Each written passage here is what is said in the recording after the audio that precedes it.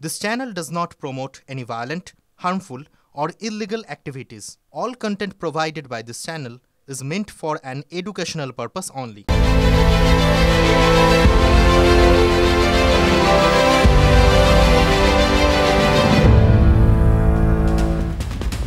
নমস্কার, আপনারা দেখছেন TV9 বাংলা। রাত 8টা মানেই হাজির ঠোঁটকাটা হাজির মানেই সেই সমস্ত বিষয় হাজির যে সমস্ত বিষয়কে আরও গভীরে গিয়ে দেখব। হ্যাঁ, আপনাদের প্রশ্ন আজ আবারও প্রতিনিধিত্ব করব আমি। মাস দুয়েকের ভোট যুদ্ধ সেটা শেষ হয়ে গিয়েছে, আমরা সবাই জানি। রেজাল্ট আউট হয়ে গিয়েছে গত 4 তারিখ। সরকারও তৈরি হয়ে গিয়েছে। নরেন্দ্র মোদীর জোট সরকার তৈরি হয়েছে। পরপর 3বার প্রধানমন্ত্রী হয়ে জওহরলাল নেহরুকে ছুঁয়ে ফেলেছেন নরেন্দ্র মোদী। কাল লোকসভা বসছে। নতুন এমপিদের শপথ গ্রহণ হবে আগামীকাল এবং পরশু।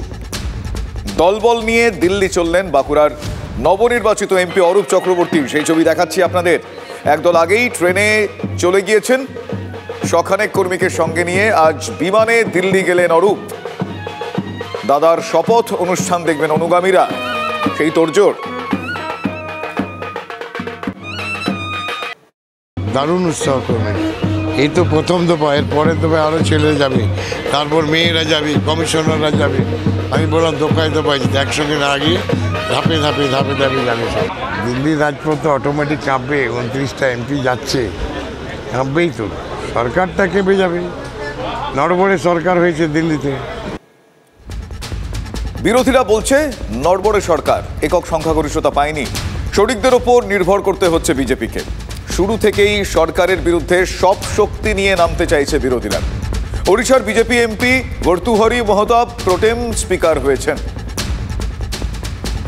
सोमवार दिन 10 बजे राष्ट्रपति भवन में माननीय राष्ट्रपति जी स्वेरिंग इन कराएंगे और उसके बाद 11 बजे से हमारी स्वेरिंग इन सारे एमपी लोगों का भी होगा और 2 दिन तक ये चलेगा और एक पैनल भी तय होगी जो मेरी सहायता करेगी। ভর্তুহরিকে সাহায্য করার জন্য প্রোটেম স্পিকারের প্যানেলে রাখা হয়েছে কংগ্রেসের কে সুরেশ, তৃণমূল কংগ্রেসের সুদীপ বন্দ্যোপাধ্যায়, ডিএমকের টিআর বালু এবং বিজেপির রাধা মোহন সিং এবং ফগ্গন সিং কুলস্তে। তাদেরকে রাখা হয়েছে, কিন্তু বিরোধীরা এক্ষেত্রে বেঁকে বসেছেন। বিরোধীরা ভোটের আগে নবীন পটনায়কের বিজেডি ছেড়ে বিজেপিতে যাওয়া 7 বারের এমপি ভর্তুহরি মহতাবকে প্রোটেম স্পিকার হিসেবে মানতে নারাজ। তাদের প্রশ্ন, সংসদের রীতি 8 বার জেতা কংগ্রেস এমপিকে সুরেশই প্রোটেম স্পিকার হওয়া উচিত।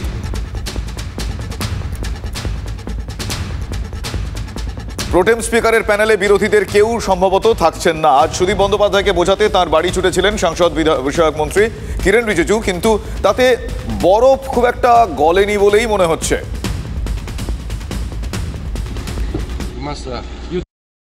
না, আমার পক্ষে বসা সম্ভব না, কারণ দলের নির্দেশই আমার কাছে শেষ কথা। প্রোটেম স্পিকারের জটিলতাটা আরও তৎপরতার সঙ্গে দক্ষতার সঙ্গে আলোচনা করে সিদ্ধান্ত নিলে হয়তো মিটে যাওয়া সম্ভবপর ছিল। দল চাইছে না এই মুহূর্তে। যে অবস্থার সৃষ্টি হয়েছে তাতে ইন্ডিয়া অ্যালায়েন্স কোনোভাবে অসুবিধার মুখোমুখি হোক, তাদের মধ্যে যে একটা ঐক্যবদ্ধ উদ্যোগ এসছে সেটা ক্ষতিগ্রস্ত হোক। সুতরাং আমি কালকে যাচ্ছি না। এমপিদের শপথের পর 26শে জুন স্পিকার নির্বাচন। সেখানেও যুদ্ধের পরিবেশ। একে তো স্পিকার পদ চেয়েছে 2 জোট শরিক তেলুগু দেশম আর জেডিইউ, তার উপর আবার ডেপুটি স্পিকার পদ চেয়েছে বিরোধীরা। সেটাই সংসদীয় রীতি বলে আমরা জানি। কাল আরেক মহাকাণ্ডের আয়োজন কলকাতায়। আরেক মহাকাণ্ডের আয়োজন নবান্নে। সব পুরপ্রধানদের বৈঠকে ডেকেছেন মুখ্যমন্ত্রী স্বয়ং। কেন? তার কারণ হচ্ছে লোকসভা ভোটে পুরো এলাকায় তৃণমূলের রেজাল্ট বেশ খারাপ। হ্যাঁ, এক্ষেত্রে দেখতে পাওয়া গিয়েছে যে গ্রামেগঞ্জে সেক্ষেত্রে ভোট ব্যাংক তৃণমূলের দিকে অনেকটা, কিন্তু শহর বিশেষত পুরো এলাকায় কিন্তু অনেক জায়গায় তৃণমূল কংগ্রেস পিছিয়ে। 121টি পুরসভার মধ্যে 71টিতেই তৃণমূল কংগ্রেস পিছিয়ে। মুখ্যমন্ত্রীর বৈঠকের একদিন আগে শনিবার গড়িয়া স্টেশন লাগোয়া তৃণমূল কার্যালয়ের সামনে দৃশ্য, যে ছবি আপনাদের আমরা দেখাচ্ছি। তৃণমূল কংগ্রেসের 2 গোষ্ঠীর লড়াই চলছে। দেখুন সে ছবি, ক্লোজ সার্কিট ক্যামেরায় সে ছবি ধরা পড়েছে। ভয়ে বাড়ি থেকেই বেরোচ্ছেন না এলাকার কাউন্সিলর। রাজপুর সোনারপুর পুরসভার 1 নম্বর ওয়ার্ডের এই তুলকালাম কাণ্ডের কথা তুলতেই রামকৃষ্ণদেবের বাণী শুনিয়ে দিয়েছেন কুণাল ঘোষ। কি বলেছেন তিনি, শুনতে হবে। আমরা তো জানি যত মত তত পথ, এবং ঠাকুর বলে গেছেন যত মত তত পথ। কোথাও কোথাও ছোটখাটো এত বড় পরিবারে এতগুলো থালা বাসন থাকলে 2-4টে ঠোকাঠুকির আওয়াজ আসে, ঠিক হয়ে যায়। আমাদের দলের রাজ্য সভাপতি মাননীয় সুব্রত বক্সী বিষয়টা দেখছেন, ও সব ঠিক হয়ে যাবে। কোনো গোষ্ঠীদ্বন্দ্ব নেই, যদি থাকে পুলিশ, শোনো, পুলিশ হচ্ছে ইন্ডিয়ান পেনাল কোড অনুযায়ী চলবে। পুলিশ এখনো পর্যন্ত 4 জনকে গ্রেফতার করেছে। তৃণমূলের নেতাদের কথাতেই এটা বোঝা যাচ্ছে যে এই নিয়ম চলবে। দলের 2, 3, 4 গোষ্ঠী থাকবে, তারা মাঝে মধ্যে এখানে ওখানে গোলমাল করবে, তাতে সাধারণ মানুষও বিপদে পড়তে পারেন। দিন কয়েক আগে আপনাদের মনে করাই 107 এবং 108 নম্বর ওয়ার্ড, সেখানে 2 কাউন্সিলরের অনুগামীদের মধ্যে গোলমাল হয়েছিল, বোমা চলেছিল কসবার রাজডাঙ্গায়। সবে নিশ্চয়ই সুব্রত বক্সী দেখেছেন 2 কাউন্সিলরদের গোলমেলে অভিষেকের সভাও পণ্ড হয়েছিল ভোটের আগে, তাও আমাদের মনে আছে। দুজনের কারো বিরুদ্ধে অবশ্য দল কোনো রকম, কিন্তু এক্ষেত্রে কারোর বিরুদ্ধে অবশ্য কোনো রকম ব্যবস্থা নেয়নি। তবে ব্যবস্থা নেওয়া হয়েছে এক্ষেত্রে, অর্থাৎ 104 এবং 110 নম্বর ওয়ার্ডের কাউন্সিলরদের বিরুদ্ধে। দল দুজনকেই শো কজ করেছে। গত মঙ্গলবার রাতে দলের দফতরে ঢুকে এক গোষ্ঠীর লোকেরা কাউন্সিলর স্বরাজ মণ্ডলের মুখ কান মেরে ফাটিয়ে দেন। তাদের পিছনে নাকি মদত ছিল বড় চেয়ারম্যান 104 নম্বর ওয়ার্ডের কাউন্সিলর তারকেশ্বর চক্রবর্তীর। পরিবারের অনেক থালা বাসনের গুতগুতির শব্দের মধ্যেই আগামীকাল পুরপ্রধানদের সঙ্গে বৈঠকে বসছেন মুখ্যমন্ত্রী। সাম্প্রতিকতম এই ঘটনা, তারপর পুরসভা এলাকাগুলোতে পিছিয়ে থাকা। আসুন তার আগে একটু শুনে নেই ওপরতলার 2 থালা বাটির আওয়াজ কিরকম এখন। ইস্ট রোড, সেখানে যেখানে ঠাকুর করা হয়, সেখান থেকে একটা অভিযোগ এসছে। আমাদের সঙ্গে থাকা 2-1 জন তাদের কাছে কোনো অন্যায় আবদার করছে। কোনো অবস্থায় দরকার হলে তুমি গিয়ে তাদের সঙ্গে ভোলাটা কথা বলে নাও। কোথায় তোলাবাজি হচ্ছে আমি জানি না। আমি বিশ্বাস করি যে মমতা বন্দ্যোপাধ্যায়ের প্রশাসন তোলাবাজির বিরুদ্ধে শক্ত হাতে আটকায়। বিশেষ করে কলকাতায় তোলাবাজি কাউন্সিলরের দেখার কথা নয়, প্রশাসনের দেখার কথা, এবং সেই প্রশাসন অত্যন্ত কঠোরভাবে দেখছে। কে কি বলছেন আমি বলতে পারবো না। কোনো একটা এলাকায় যেখানে আমাদের কাউন্সিলর রয়েছেন, যদি কাউন্সিলর এলাকার অভিভাবক, সিনিয়র নেতা, তিনি কথা বললে বিষয়টার সমাধান হয়, তাহলে নিশ্চিতভাবে তিনি কথা বলবেন, এবং সেটা খুবই স্বাভাবিক প্রসেস। তবে এক্ষেত্রে মাথায় রাখতে হবে কিন্তু দলের নয়, সরকারের বৈঠক। ওই আপনাদের বলছিলাম, লোকসভা ভোটে তৃণমূল কংগ্রেসের জয় জয়কার হয়েছে ঠিকই, কিন্তু সেক্ষেত্রে তথ্য অন্য কথা বলছে। তথ্য কি বলছে? তথ্য বলছে যে এই ভোট ব্যাংকটা মূলত মানে গ্রামের দিকের মানুষজন, মফস্বলের মানুষজন, তারা তৃণমূল কংগ্রেসকে ঢেলে ভোট দিয়েছেন। তার অনেকগুলো নির্দিষ্ট কারণ রয়েছে, তারা মনে করছেন সেক্ষেত্রে লক্ষ্মীর ভাণ্ডার অন্যতম গুরুত্বপূর্ণ কারণ। কিন্তু শহরের মানুষজন সেক্ষেত্রে তৃণমূল কংগ্রেসের দিকে তারা খুব একটা ভোট, তাদের ভোট যায়নি, অন্ততপক্ষে ওই তথ্য তাই বলছে। যে কারণে ওই তথ্যতে একেবারে যেটা জানা যাচ্ছে যে পুরো এলাকাগুলোতে তৃণমূল কংগ্রেস অনেকটাই পিছিয়ে রয়েছে, যে কারণে দলের নয় সরকারের বৈঠক। আর সেখানে ডাক পাননি সিপিএমের হাতে থাকা তাহেরপুরের পুরপ্রধান, ডাক পাননি তৃণমূলের গোষ্ঠীদ্বন্দ্বে জর্জরিত ঝালদার পুরপ্রধানও।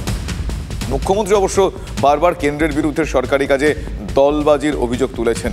মানে কেন? এক প্রকার এটাকে কাঁটাছেঁড়া বলা যেতে পারে। কি কারণে সেইখানকার ভোট ব্যাঙ্কগুলো তাদের দিকে যায়নি? অন্যদিকে জয় জয়কার 2026কে পাখির চোখ করে এই সময়, এই মুহূর্তে, এই কঠিন সময়ে দাঁড়িয়ে, বিশেষ করে সাম্প্রতিকতম বেশ কিছু ঘটনা আমরা দেখেছি যে তাদের মধ্যে গোষ্ঠীকুন্দল, অন্তর্দ্বন্দ্ব অনেকটাই প্রকট হয়ে ওঠে, যে কারণে মুখ্যমন্ত্রীকে স্বয়ং এই গোটা বিষয়ে সরব হতে হয়। জমি লুটের ঘটনা, মুখ্যমন্ত্রীকে সরব হতে হয়েছে, মুখ্যমন্ত্রীকে কড়া বার্তা দিতে হয়েছে, দাওয়াই বলতে পারেন সেটাকে।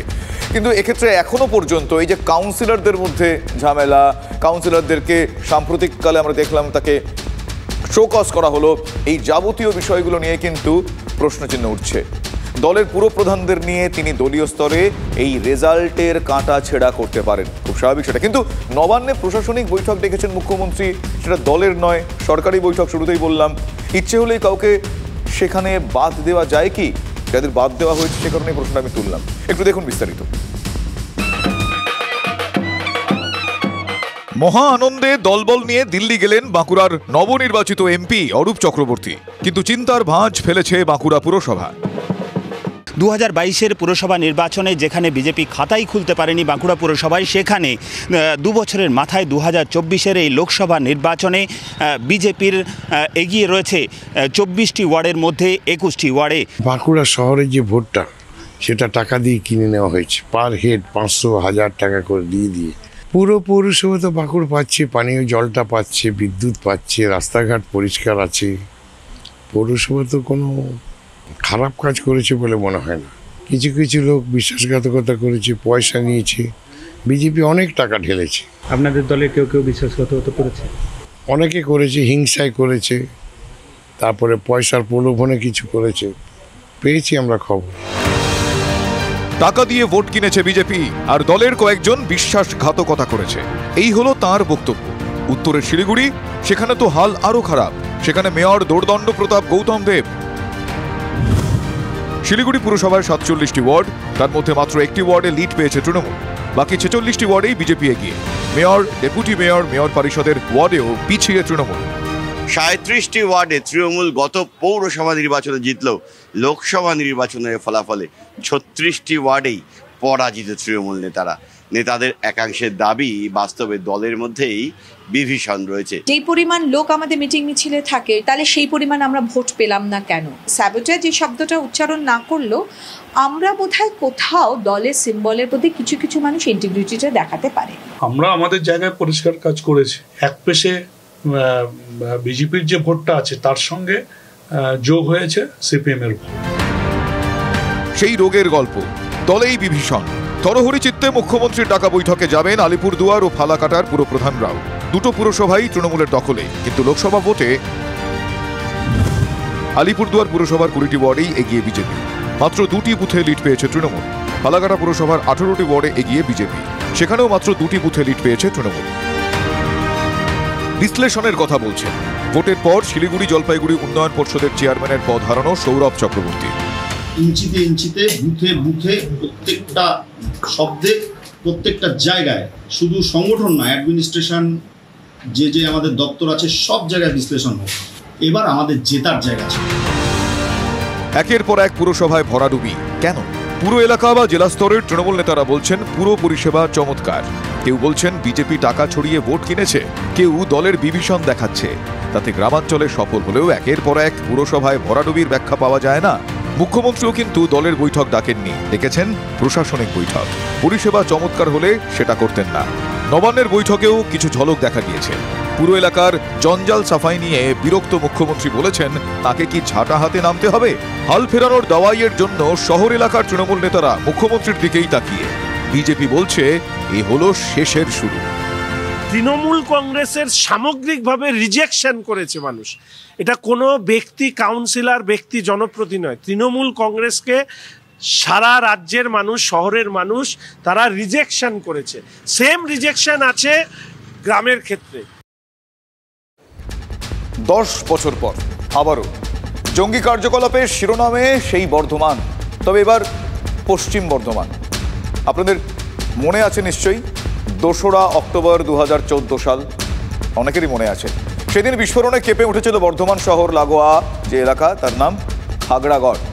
প্রশ্নটা উঠেছিল সেই দিনও, ওই যে বাংলা কি জঙ্গিদের সেফ জোন, সেফ করিডর, এই সমস্ত। 10 বছর পর এবার ঘটনাস্থল একটু চেঞ্জ হলো। এবার কাঁকসা।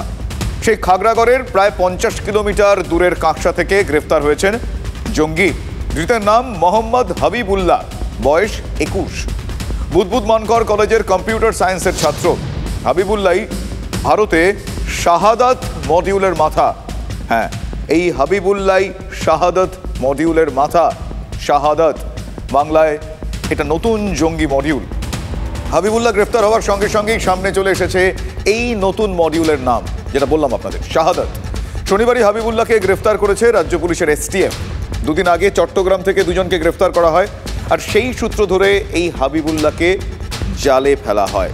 ধৃত হাবিবুল্লাহর কাছ থেকে ল্যাপটপ পাওয়া গিয়েছে, বেশ কিছু মোবাইল ফোন পাওয়া গিয়েছে, 30টি আইডি পাওয়া গিয়েছে, মোবাইল আইডি। কারাগার লাগোয়া পশ্চিম বর্ধমানের কাকসায় বসে এত বড় মডিউল পরিচালনা বিস্ময়কর তো বটেই। আর সেই মডিউলের মাথা বা 21 বছরের এই হাবিবুল্লাহ, ভাবুন একবার কোথায় বসে কিভাবে এই নেটওয়ার্ক চালিয়েছে সে। মেধাবী হাবিবুল্লাহ কথা বলার অপেক্ষা রাখে না। এই মেধাবী হাবিবুল্লাহর ভূমিকা গোয়েন্দাদের তাই এই মুহূর্তে ভাবাচ্ছে। তার কারণ পশ্চিম বর্ধমানে যে জায়গায় বসে এই গোটা প্রসেসটা তিনি কন্ট্রোল করছেন এবং সেক্ষেত্রে অনেকগুলো লিঙ্ক চলে আসছে। আর এটার গোটা পেরিফেরিটা কতটা বিস্তৃত হতে পারে, এই কার্যকলাপ কোথা দিয়ে কিভাবে লিঙ্কড হতে পারে, সেটা অবশ্যই গোয়েন্দাদের ভাবাচ্ছে। বাংলায় বসে সন্ত্রাসবাদী কার্যকলাপের পরিকল্পনা, খুব স্বাভাবিক। তাহলে আবারও সেই প্রশ্নটা করি, আপনাদেরও নিশ্চয়ই প্রশ্ন, আমি শুরুতেই বলেছিলাম প্রতিনিধিত্ব করব। তাহলে কি এ রাজ্য জঙ্গিদের সেফ জোন? প্রশ্নটা উঠছে, এবার একটু সুদৃঢ়ভাবে উঠছে। ভারতে জঙ্গি মডিউলের মাথা বর্ধমানে সবাই জানে এখানে কোন শক্তি কাজ করছে। যে সংগঠনগুলোকে ভারত সরকার নিষিদ্ধ করেন দেশ বিরোধী কাজের জন্য, পিএফআই বলুন, সিমি বলুন, তারা এখানে পুনর্জীবিত হয়, তাদেরকে এখানে বাঁচিয়ে রাখা হয়। ভোট ব্যাংকের রাজনীতি আগে সিপিএম করতো, এখন সেটা তৃণমূল সেই কাজটা করে। এগুলো দেখুন, এটার সঙ্গে রাজনীতির কোনো সম্পর্ক নেই। যদি জঙ্গি কানেকশনে কেউ কাজ করে থাকে এবং তাদের যদি পুলিশ ধরে থাকে, এটা তো পুলিশের সাফল্য, গোয়েন্দাদের সাফল্য। বাংলায় নয়া জঙ্গি মডিউল শাহাদাত, আর এই শাহাদাতেই সরগরম রাজনীতি। রাজ্যে এবার মাথাচাড়া দিল নয়া জঙ্গি সংগঠন, নাম শাহাদাত। জামাতুল মুজাহিদিন বাংলাদেশ, আল কায়দা ইসলামিক স্টেটের পর এই নয়া জঙ্গি সংগঠন রাজ্য তথা দেশের কাছে একটা নয়া আতঙ্ক বা উদ্বেগের কারণ হয়ে উঠছে। খাগড়াগড় বিস্ফোরণের পরেই সামনে আসে বঙ্গে জেএমবির নেটওয়ার্ক। আদর্শগত কারণেই সেই সংগঠনে ভাঙন ধরে এক গোষ্ঠীর নেতা সালাউদ্দিন ওরফে বড় ভাই। সালাউদ্দিন আল কায়দা পন্থীদের নিয়ে জামাতুল মুজাহিদিন হিন্দ নামে সংগঠন তৈরি করে। এই রাজ্য এবং দক্ষিণ ভারতের বিভিন্ন রাজ্যে সংগঠন বিস্তার লাভ করে।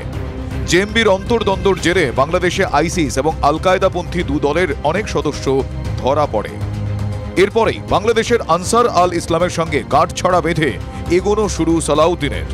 বাংলাদেশে পরপর আনসারের কর্মী ধরপাকড়ের পর নতুন সংগঠন শাহাদাত তৈরি হয়। আর ভারতে এই শাহাদাত মডুলের মাথা ধৃত হাবিবুল্লাহ। তদন্তকারীরা বলছেন এই সংগঠনটা কিন্তু মূলত কাজ করত ডিজিটাল মাধ্যমেই তারা নিজেদের শাখা বা জাল বিস্তারের কাজ করছিল। মনোভাবাপন্ন যুবক এবং সুশিক্ষিত যুবকদেরকেই তারা নিজেদের সংগঠনে টানার চেষ্টা করত। তার কারণ এই হাবিবুল্লাহ সে নিজেও অত্যন্ত সুশিক্ষিত। গোয়েন্দা সূত্রে খবর, মগজ ধুলাইয়ের পর সদস্যদের আফগানিস্তানে পাঠিয়ে তালিবানের হাতে প্রশিক্ষণের কথা বলা হতো। তাহলে আন্তর্জাতিক জঙ্গি মডিউলের পরিচালনা এই বাংলায় বসেই। এই মুহূর্তে ভারত বিরোধী কার্যকলাপের অন্যতম আশ্রয়স্থল হচ্ছে পশ্চিমবঙ্গ। আজকে এটা এপিক সেন্টার প্রায় হয়ে যাচ্ছে। সন্ত্রাসের এপি সেন্টার এই রাজ্য। শ্রমিকবাবুকে পাল্টা দিতে দেরি করেননি কুণাল ঘোষ। শ্রমিক যখন বামফ্রন্ট জমানায় একের পর এক এখান থেকে জঙ্গি ধরা পড়েছে, এখানে আরডিএক্স বোঝাই বাড়ি বিস্ফোরণ হয়েছে, গাড়ি বিস্ফোরণ হয়েছে। বাংলাদেশ বর্ডার সিকিউরড হয়ে যাবার পরে নেপাল, ভুটান দিয়ে কুচবিহার হয়ে বিভিন্ন জায়গায় জঙ্গিরা পৌঁছচ্ছে। মডিউলের সংখ্যা কোভিড কালের থেকে বেড়ে গেছে। কি বললো তার মানে নেই, তাহলে সীমানাটপকে আসছে কি করে? গতকালই তো বাংলাদেশের প্রধানমন্ত্রী এবং আমাদের প্রধানমন্ত্রীর মধ্যে বৈঠক হয়েছে। আমি প্রথম প্রশ্ন করি বিজেপিকে বা কেন্দ্রীয় সরকারকে, তো তিনি কি এটা তুলে ধরেছেন প্রধানমন্ত্রীর কাছে, বাংলার প্রধানমন্ত্রীর কাছে, যে বাংলাদেশ থেকে কি করে জঙ্গি এখানে চলে আসছে? এর আগেও জঙ্গি যোগ পাওয়া গেছে হুজির সঙ্গে সম্পর্কিত, এবং সিমির প্রতিষ্ঠাতা সভাপতিকে যদি শাসক দল রাজ্যসভায় পাঠায় তাহলে তার পরিণতি কোথায় যেতে পারে সেটা প্রত্যেকের জানা।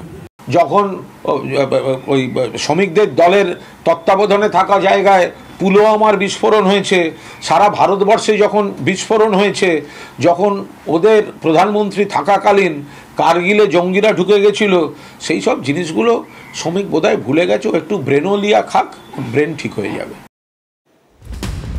ভারতের জঙ্গি মডিউলের মাথা গ্রেফতার এ বাংলায়। ধৃত হাবিবুল্লাহকে 14 দিনের পুলিশি হেফাজতের নির্দেশ দিয়েছে আদালত। তা নিয়ে রাজনীতি সরগরম।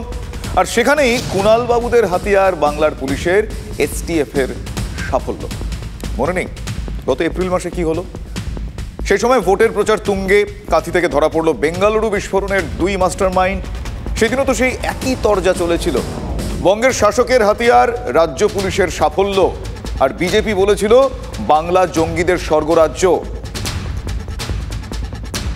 পশ্চিমবঙ্গ আন্তর্জাতিক অপরাধী জঙ্গি তাদের একটা মুক্তাঞ্চল, এটা বারে বারে প্রমাণ হচ্ছে। এটা স্বাভাবিক যে গোটা ভারতবর্ষে যত এই ধরনের বিচ্ছিন্নতাবাদী ঘটনা ঘটে তার সেফ জোন এইটা। এয়ারপোর্টে বললেন বিরোধী দলনেতা, আর প্রচার মঞ্চে চড়া সুর মুখ্যমন্ত্রীর। বেশি ফোড়ং কাটে, ফোড়ংবাজ বলেছে ব্যাঙ্গালোরে একটা বোমা পড়েছিল, লক্ষ্ণৌও কর্ণাটকের, আমাদের এখানকার নয়। 2 ঘন্টায় বাংলায় লুকিয়েছিল, 2 ঘন্টার মধ্যে আমরা ধরে দিয়েছি। পুলিশকে কার্যত পার্টির ক্যাডারে পরিণত করে পুলিশের যে নিজস্ব ফাংশনিং আছে সেটা করতে না দেওয়ার কারণে পশ্চিমবঙ্গের আজকে এই অবস্থা হয়েছে। সেখানে বলছে বাংলা সেফ নয়, তোর দিল্লি সেফ, তোর উত্তরপ্রদেশ সেফ, তোর রাজস্থান সেফ, তোর গুজরাট সেফ, তোর বিহার সেফ। কাঁথিতে এনআইএ এর জালে বেঙ্গালুরু বিস্ফোরণের 2 মাস্টারমাইন্ড। খবর ছড়াতেই এক্স হ্যান্ডেলে পোস্ট অমিত মালব্যর লিখলেন বাংলা জঙ্গিদের স্বর্গরাজ্য। পাল্টা এক্স মাধ্যমেই জবাব দিল রাজ্য পুলিশ। জবাবে লেখা হলো রাজ্য পুলিশের কৃতিত্ব মেনেছে কেন্দ্রীয় এজেন্সিও। আর কি শুরু হলো তখন থেকেই। কাঁথিতে গেল কেন? কাঁথি এলাকায় কেন? কাঁথি কোন পরিবারের এলাকা? কোন পরিবারের? কোন পরিবার? কোন পরিবার? কোন পরিবার? কাঁথিতে কোথায়? কাঁথিতে তো তৃণমূলের সাংসদ ছিল, এখন নয় সাংসদ নেই, বিদায়ী সাংসদ আছে। তৃণমূলের সাংসদ ছিল। সরকার কার? পশ্চিমবঙ্গে। তার স্টেটমেন্টে প্রশংসা জানিয়েছে পশ্চিমবঙ্গ পুলিশকে। যদি সাহায্য না করে উপর থেকে অমিত শাহ রেজে বলে না উল্টা লটকাকে সিধা করেনগে, এমন সিধা করবে এসপি কে। এপ্রিলের পর এবার জুন, বঙ্গে নয়া জঙ্গি মডিউল শাহাদাতের মাথা গ্রেফতার আজও চলল। আমি আগেই বলেছি পিএফআই, সিমি, জামাত, হেফাজত, আপনার বর্ধমান থেকেই সিএ কে এনআরসির নাম করে দাঙ্গা তো এখান থেকে সিদ্ধুগুলা শুরু করেছিল, মনে নেই আপনার? প্রথমত আমি আবার বলি, এই বাংলার সরকার, এই বাংলার প্রশাসন, এই বাংলার এসটিএফ কতটা তৎপর সেটা প্রমাণ হলো যে বিচ্ছিন্ন 2-1টা ঘটনা ঘটলে তারা তৎপরতার সাথে তাদেরকে অ্যারেস্ট করে। আর প্রথম জানতে চাই, যে বিজেপি বলছে এই কথাটা, সে প্রধানমন্ত্রী বা আমাদের দেশের স্বরাষ্ট্রমন্ত্রী কেন বাংলাদেশের প্রধানমন্ত্রীর নজরে আনেননি যে এই জঙ্গি এখানে আসছে বা ঢুকছে? প্রথম কথা, সীমানা পাহাড়ের দায়িত্ব হচ্ছে কেন্দ্রীয় সরকারের, বিএসএফ এর, ওটা রাজ্য পুলিশ করে না। তারপরেও যদি ওই দিক থেকে এসে কেউ কিছু করে এবং রাজ্যের পুলিশ যদি ধরে থাকে, এটা 100% পুলিশের কৃতিত্ব। সরকারটা কি ভদ্রলোকের নাকি? 72টা জায়গায় বিএসএফ কে ভেড়া তৈরি। বিরোধী দলনেতার নিশানায় রাজ্য সরকার। বর্ধমানের কাকসা থেকে সোজা ভারত বাংলাদেশ সীমান্ত। রাজনীতির জল কতদূর যে গড়ায়।